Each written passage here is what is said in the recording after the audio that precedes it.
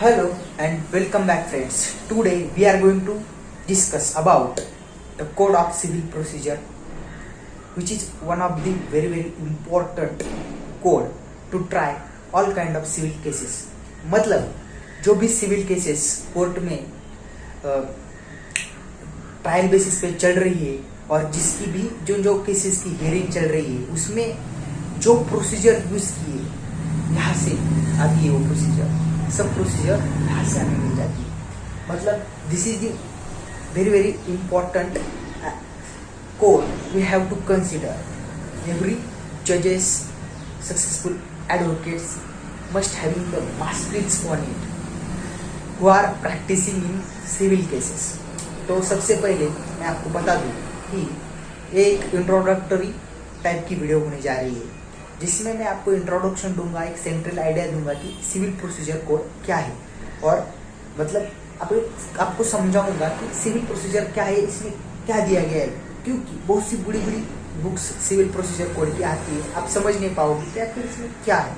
मतलब ये बात समझने के लिए आपको practical as well as theoretical मतलब ये बियर एक्ट का भी नॉलेज होना चाहिए, तभी आपको समझ में आएगा.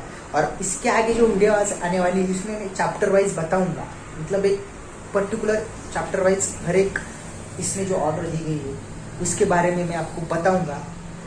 मतलब पूरे तरह से डिस्कस करेंगे इसके अमेंडमेंट्स, रिसेंट केस लॉज वगैरह वगैरह. सो टाइम नहीं गवाते हैं और मैं आपको पॉइंट पे आके बताता हूँ कि कोड ऑफ सिविल प्रोसीजर क्या है. तो समझिए एक सिविल केस क्या है. इससे पहले समझते हैं कि एक सिविल केस क्या होती है. जो सिविल केस होती है वो क्रिमिनल केस नहीं होती. मतलब कि सिविल केस कौन सी केस होती है? जो आपकी सक्सेशन की केस है, जो आपकी प्रॉपर्टीज की केस है, जो आपकी फैमिली लॉ से रिलेटेड जो केसेस होती है वो होती है सिविल की केसेस. और जो कॉन्ट्रैक्ट से रिलेटेड जो केसेस होती है वो होती है सिविल केसेस.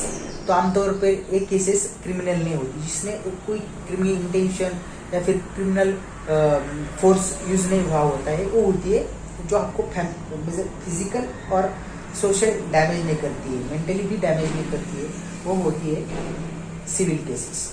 एक सीधे तरीके से बताया पहले हिंदी में बता रहा हूँ तो कुछ ट्रबल हो रहा है तो आप समझ लीजिए कि कौन सी सिविल केसेस होती है. तो कोड ऑफ सिविल प्रोसीजर में क्या दिया गया है तो मैं एग्जाम्पल के माध्यम से बताऊंगा कि आपका और आपके भाई का झगड़ा हो गया. एक प्रॉपर्टी है, लैंड है, फ्लैट है और कौन सी भी इमूवेबल प्रॉपर्टी है, उसकी वजह से आपका और आपके भाई का झगड़ा हो रहा है. आपके पिताजी की प्रॉपर्टी है और आपको चाहिए तो आप क्या करोगे? तो आप जब एडवोकेट के पास जाते हो तब एडवोकेट क्या करता है, क्या बोलता है कि हम एक केस फाइल करते हैं सिविल कोर्ट में जो कि आपको उससे आपका जो हिस्सा है उस प्रॉपर्टी में वो आपको मिल जाएगा. तो ये थी एक बात. तो यहाँ से शुरुआत होती है सिविल केस सी. जब आप सिविल केस फाइल करते हो तो सबसे पहले इम्पोर्टेंट जो पार्ट है और ऑर्डर फर्स्ट में बताया गया है कि parties to the suit. So there are two kind of parties. First is a plaintiff और सेकंड इज ए डिफेंडर. मतलब एक पार्टी होती है वो होती है प्लेंटिफ, जो प्लेंट मतलब वो केस दर्ज करता है ट्रायल कोर्ट में, तो वो होती है प्लेंटिफ. और जो डिफेंडेंट होता है वो रिटर्न स्टेटमेंट देता है उसके बाद, जो कि एक प्रोसीजर है. तो सबसे पहले क्या है कि आप वकील के पास जाओगे, पार्टीज आगे. दूसरा है फ्रेमिंग ऑफ सूट, मतलब आप वो सूट फ्रेम करेंगे. फिर एडवोकेट आपकी जो समस्या है वो देखेंगे, सोचेंगे उसके ऊपर और एक प्लेंट तैयार करेंगे. जो प्लीडिंग की कंसेंट है वो ऑर्डर 6 में बताई गई. तो मतलब ऑर्डर आगे नीचे पीछे ऊपर है, लेकिन एक मैं आपको एक सरल तरीके से बताऊंगा जो प्रोसीजर एक्चुअल में फॉलो की है और जिससे आपको पता चलेगा कि सिविल जो कोड है, सिविल प्रोसीजर कोड है, उसमें एक्चुअली क्या दिया गया है. तो जो एडवोकेट है वो आपका प्लेंट तैयार करेगा और जो प्लेंट है वो कोर्ट में फाइल करेगा. जो भी इसमें जो टैक्स है और सब कुछ भर के जो प्रोसीजर है उसके लिए दी गई वो मतलब फाइल करेगा. लेकिन प्रायर टू दैट प्लेंट कैसे बनाना है उसकी भी एक प्रक्रिया है. मतलब आपको एलिगेशन कैसे करने हैं, उसमें इशू होने चाहिए। इशू जब कोर्ट फ्रेम करता है तब उसमें इशू निकलने चाहिए। ऐसे कुछ पॉइंट है, मैं वो पर्टिकुलर में डिटेल में जो भी चैप्टर की वीडियो बनेगी इसमें आगे बताऊंगा। तो एक इंट्रोडक्टरी टाइप की वीडियो है, इसमें सिर्फ इंट्रोडक्शन बताऊंगा कि आपको कैसे कैसे आगे चलती है, और एक पूरा मतलब फाइल करने से लेके जब तक केस का जजमेंट आता है तब तक केस कोर्ट में कैसी चलती है वो मैं आपको बताने की कोशिश कर रहा हूँ। तो उसके बाद जब कोर्ट में केस फाइल होगी, उसमें फिर कोर्ट जब फाइल होने के बाद कोर्ट समन्स इशू करेगा, नोटिस इशू करेगा। अगली पार्टी आ जाती है तो ठीक है, मतलब एक टाइम और जो एक प्लेट की कॉपी है वो समन्स में दीजिएगा बेलीफ के द्वारा, और वो बेलीफ जाके वो डिफेंडेंट को कॉपी देगा।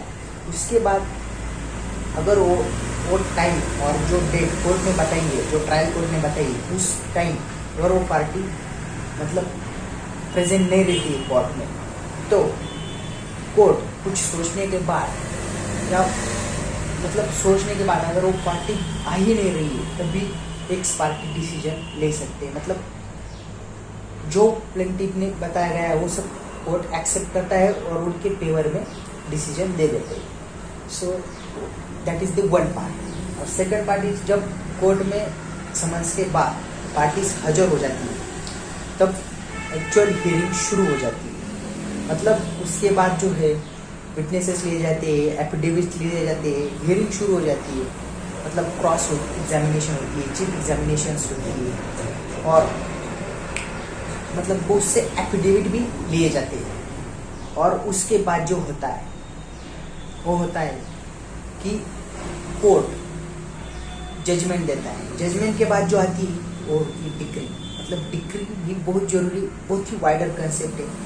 मतलब आपका जो जजमेंट है उसमें ही डिक्री होती है। डिक्री में बताया गया होता है कि आपको कितना हिस्सा मिला है या कितनी प्रॉपर्टी मिली है, और वो एग्जीक्यूशन ऑफ डिक्री की भी प्रोसीजर इसमें भी दी गई है कि वो कैसे एग्जीक्यूशन आपको करनी है। मतलब उसमें अरेस्ट भी होते हैं और मतलब बहुत से तरीके इसको एग्जीक्यूट करने के, डिक्री को एग्जीक्यूट करने के, वो भी मैं इस टॉपिक में जाने के बाद पर्टिकुलर्स में बताऊंगी। एक शॉर्ट वीडियो बनानी है, इसलिए मैं आपको इस वीडियो में नहीं बता रहा।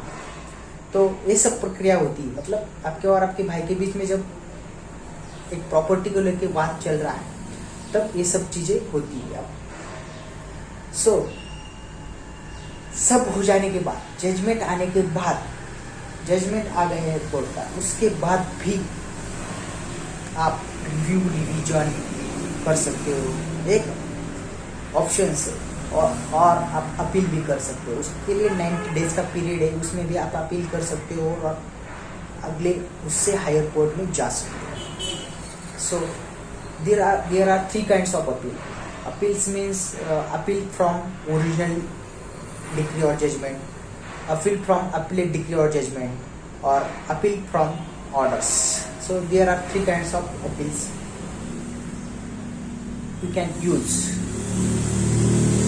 ऐसी कुछ अच्छी बातें इसमें दी गई है और बहुत ही इंटरेस्टिंग वाइडरेस्ट कंसेप्ट है।